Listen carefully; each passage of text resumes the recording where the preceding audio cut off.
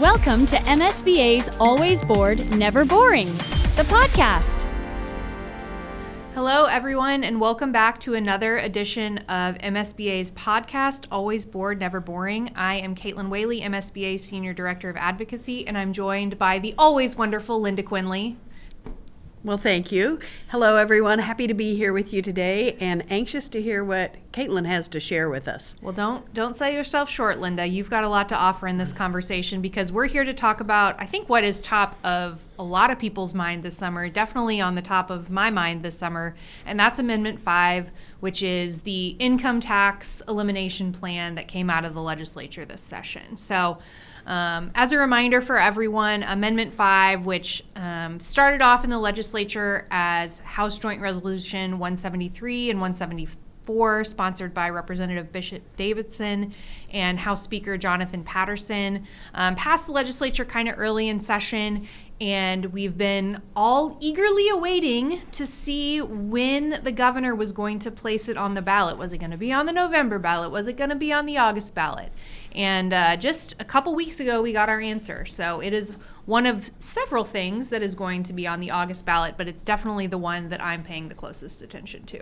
I think you and a lot of educators are paying close attention to that one. Absolutely. So, just to kind of remind folks the key parts of this proposal. So like I mentioned, it came out of the legislature, and the goal through this whole process has been they really want to eliminate the state income tax.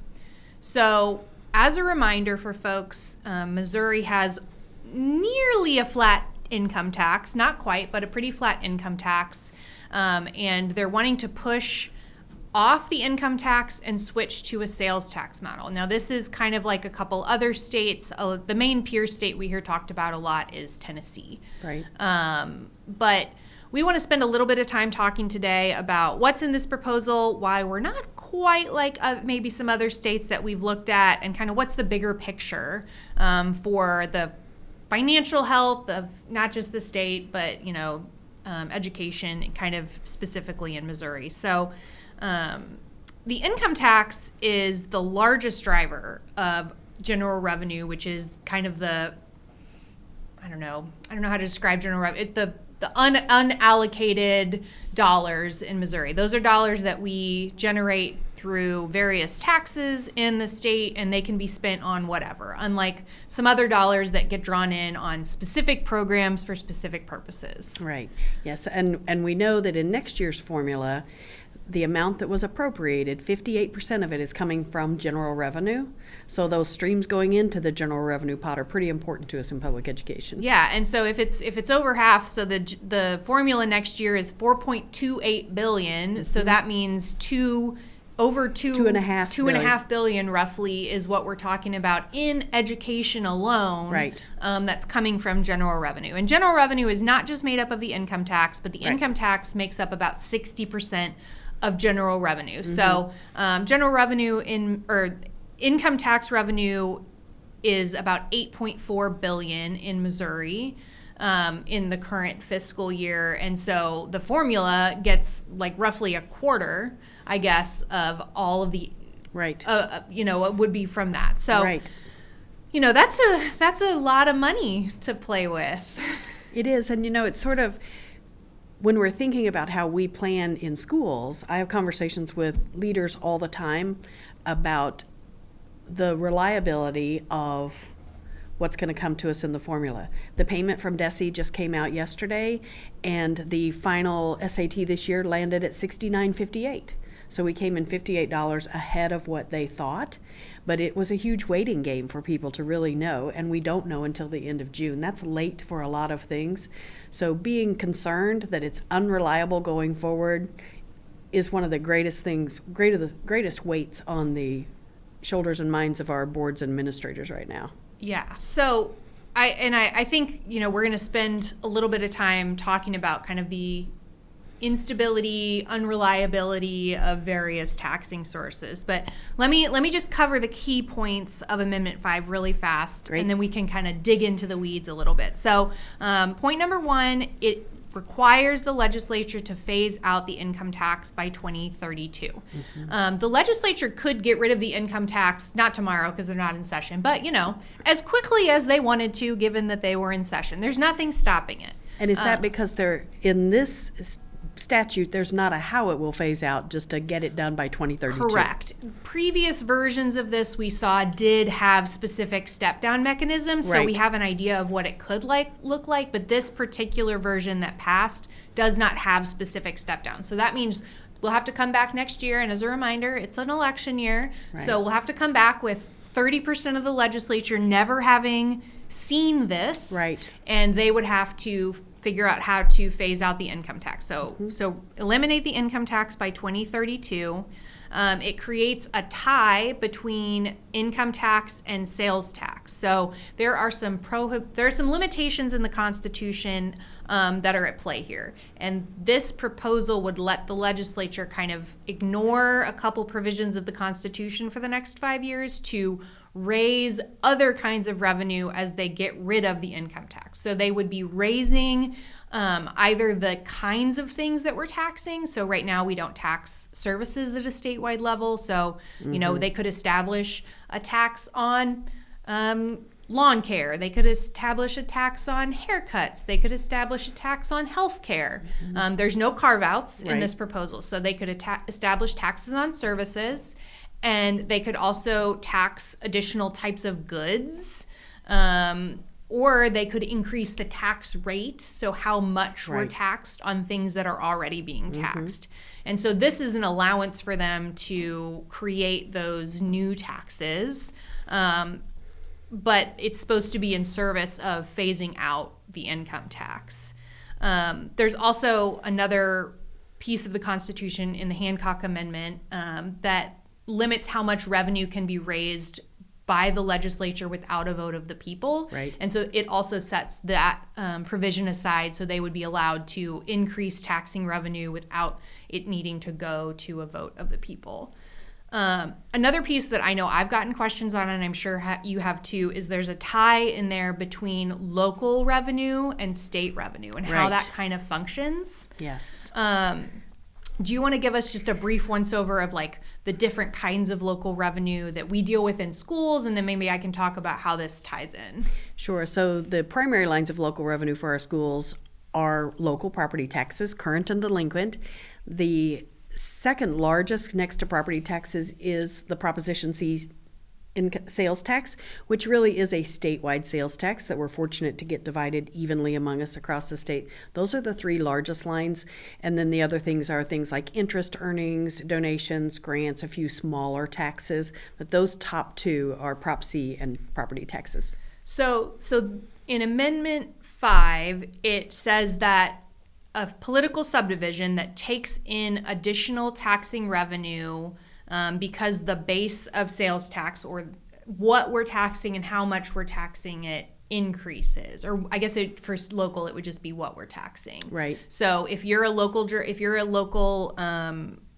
political subdivision and you only tax, I'm just going to make something up, and you only tax lawnmowers. But now we're also going to tax mowing the lawn. Right. The additional revenue that you get from us now taxing mowing the lawn, you'd have to roll back your rate. So you wouldn't be able to generate a big windfall, essentially, as a local taxing jurisdiction. But schools are kind of carved out of this from a local perspective. Only the local money, because schools don't draw in sales tax, and so there's not really a way for them to generate any additional revenue through this proposal. And the tie between the local revenue is not just sales tax, like they could have to roll back their sales tax rate, or they could roll back property tax levies that are going to other entities that are drawing in more money through the sales tax. And that's kind of the tie-in. So I want to make sure I understand that, because Yep. it's all It's complicated. very confusing, Caitlin. I know. I get lost 2 minutes into this conversation every single time, and we've had it 100 times. I do think that maybe the city of St. Louis and maybe one or two others might have a very small sales tax for their schools, because I see that on the statewide ASBR. So for example, for public schools, since our local tax is property tax, for the most part, if a local sales tax increases, or a local tax, any other local tax increases, this amendment, if passed, would force a reduction of the property tax. Is that what I'm understanding? As long as the property tax rollback wasn't on the school levy. Because it's like if you have a property tax that's paying for your ambulance district or your fire district or your library district, those property taxes could roll back potentially if you're taking in more revenue through a sales tax, but specifically not schools. Correct. Okay, that's good to know. Yes, and that's on the local revenue side of this bill. Correct. Of this amendment. Okay. Yes. Thank you for that clarification, because that has been confusing, the way it was written. I have heard people think it went both ways, and I needed you to clear that up for me. Yes, so it's not protecting school funding overall. There's not anything in this that stops cuts to school funding at the statewide level. It's really just kind of firewalling off those local property tax revenues for schools. Great. So now that we've kind of talked about what's in the bill, I'm going to real quickly read over the language that actually is going to be on the ballot. And this is language that was rewritten by the courts. The courts didn't feel like the language that was drafted by lawmakers was maybe representative of what was actually in the proposal. So this is the actual word-for-word language of what is going to be on the ballot. After the court did their thing. Correct. Right. Shall the Missouri Constitution be amended to require legislative phase-out of the individual state income tax based on revenue growth and authorize the expansion of sales and use taxes, curtail constitutional limits on taxing goods and services, and require local tax rate cuts without reducing school funding if local tax revenue increases. So you see that last section, it kind of hits on requiring those local tax rate cuts as long as we're not reducing local school funding. Okay. So that's kind of like what is very literally in the bill. But kind of taking a step back, why does this matter for schools? Why does this matter for communities? Because I think, schools are a reflection of their communities, and if something is going to impact residents of their communities, I think it's good to kind of understand the broader context of what's happening. Agreed. And I'm just anxious to get in and understand a little bit about how the legislature would actually do the work of phasing out if this passes, because I think that's critical for us to try to understand. And I know you may not have the magic 8-ball perfect answer to that, but I don't think anybody knows the answer to that question. I guess that's as good a place to start as any, is what happens if this passes, what happens? Right. And I think the answer is we don't know. We have huge portions of both the House and the Senate that are up for election this year. We're guaranteed to have like roughly a third of both bodies be people who haven't served in that body before. So in the Senate, you have some folks that could be from the House, but I mean that's a third. We've got like 11 new senators out of 36. Wow.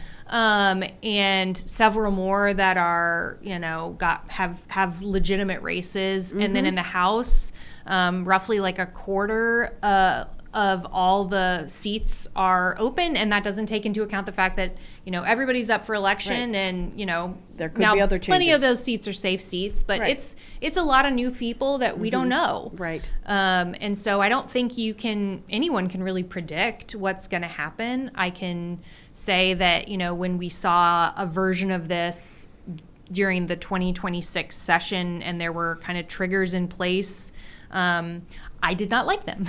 I did not think that there were enough protections built into those triggers to keep from kind of losing the bottom of the state budget. And I know people have feelings about how much state spending we have, and that's completely legitimate, but I do think that you have to be cautious when you're talking about dollars that go to services and programs that citizens rely on, not just public education, healthcare services, transportation services, and if the bottom falls out of that, there's real world impacts immediately. And so making sure we have built-in protections to ensure that our services can continue until there's a plan, I guess. right. If you want to step away from services, fine, but you probably should have a plan. Right. Not do it overnight. But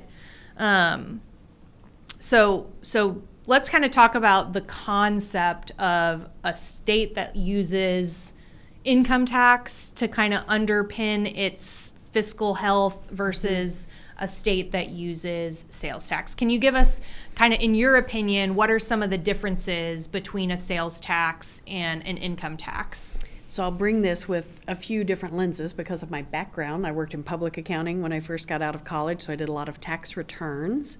And then I worked in banking, so I served a lot of clients with wide difference of means. The clients who hit the overdraft regularly before payday and the clients who had so much money that we were trying to figure out how to keep it in top earnings, right? So I've just had the opportunity to work in that world. So thinking globally and just about people I know myself, even members of my own family. An income tax currently comes at a regular stream to the state because it's withheld from the employer. And that's a relatively even rate every month. So there's this steady stream of income going into the state right now, which makes their cash flow reliable, right? And so cash flow and income can be two different things and can react differently, but both the income and the cash flow are pretty reliable under an income tax methodology. When you go to sales tax, it's about how you and I decide to spend, right? Like maybe I don't do anything exciting other than groceries for 90 days, but then I go back to school shopping, not on the sales tax free day, but on some other day where it's going to generate a higher spend for me when it comes to that sales tax. So it changes the cash flow a little bit. Mm-hmm. And so of course the state would have to have, in my opinion, some relatively stable reserves because they're going to have to manage cash flow a little differently in that environment. It's a very same thing for us in schools. Right. Very same thing for us. If we're a school district who is highly reliant on state revenue, we've got a nice even cash flow.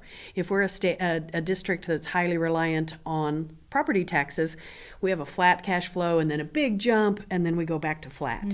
So cash flow and income sort of interplay here, and that's something I think that we'll be curious for our districts to figure out how they would manage, and other taxing jurisdictions.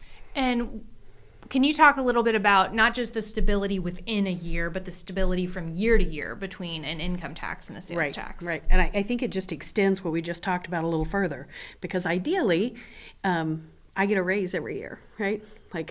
And then theoretically, maybe in time I shift tax brackets, or I get to the point where I cap out or whatever the case may be. But again, that's steady and reliable.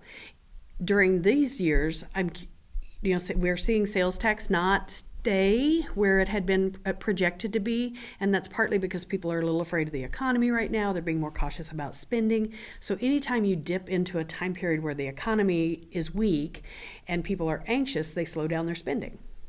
So it's more sensitive. sensitive. But they still more sensitive, but they still go to work and get a paycheck. Right. So it is more sensitive. So the plan matters, right? How the state would determine to do it is going to be very, very important.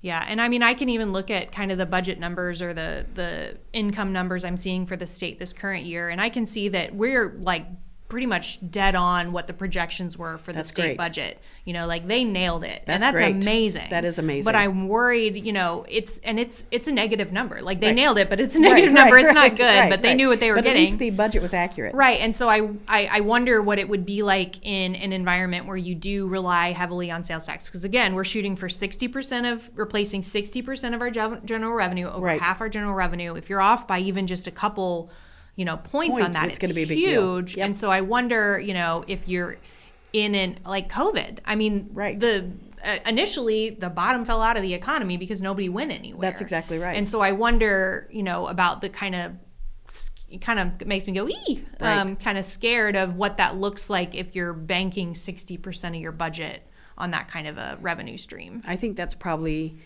one of the biggest questions into how we make sure that if this passes, that we don't fail as a state to be able to continue to meet our obligations. How they're going to set that up, it will be interesting to watch. Yeah. And, I think you mentioned the thinking about it not only in the context of how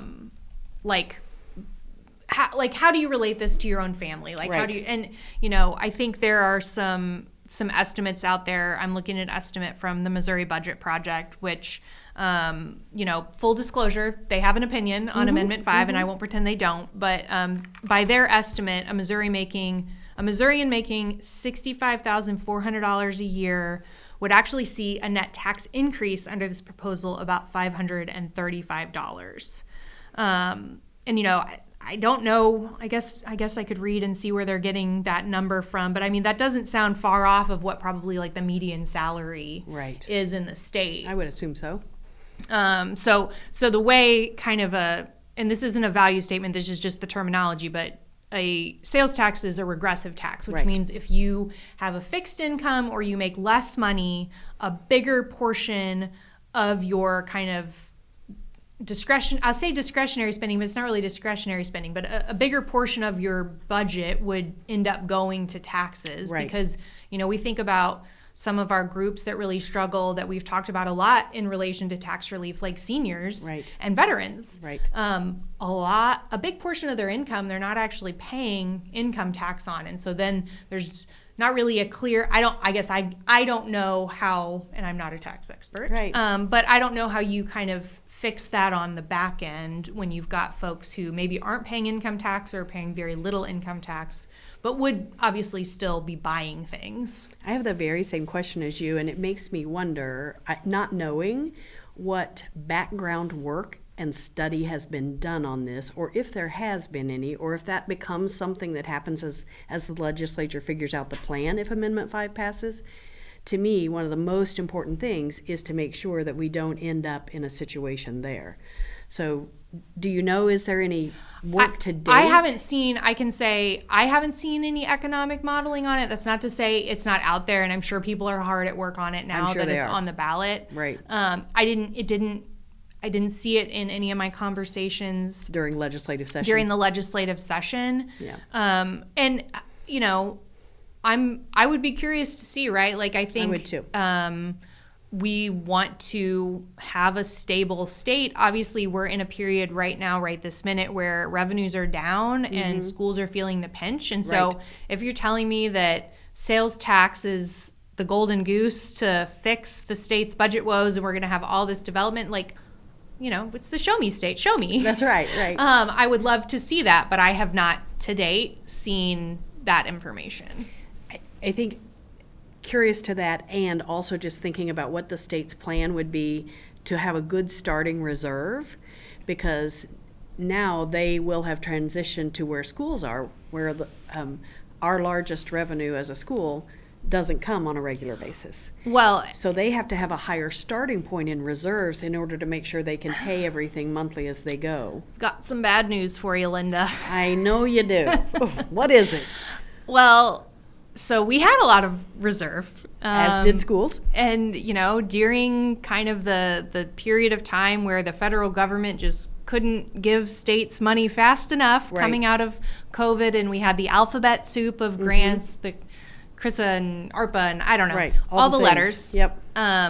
Schools saw increases in their reserves if they chose to kind of budget them that way. The state had a huge reserve that they had built up over the years, and we are spending it down quick. I think the projection right now is by 2028, which we are just a couple weeks away from entering fiscal year 2027. So in a little over a year, when we enter fiscal year 2028, I think the projection is we're supposed to be like $500 million in the red on our reserve. So that's not exactly a healthy position to be starting from. Right.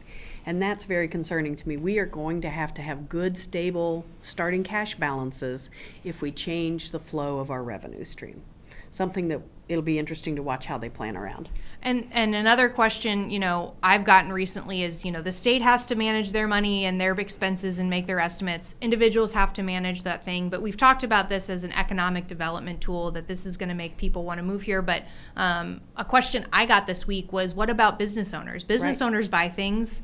Small business owners buy things. Large business owners buy things.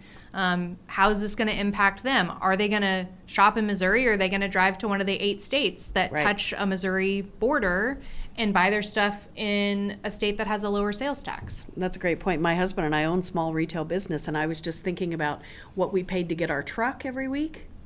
So that delivery fee for the truck, would that be something that would have a sales tax potentially added to it?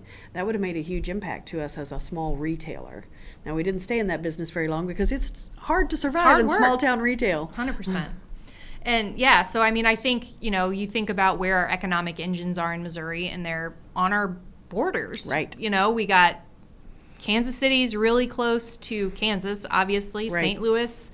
Not quite as much directly over the river, but you never know. Not that hard. No, not that far. And then you've got, Springfield's down there by Arkansas. You got Arkansas, Oklahoma. We got all the states. And so,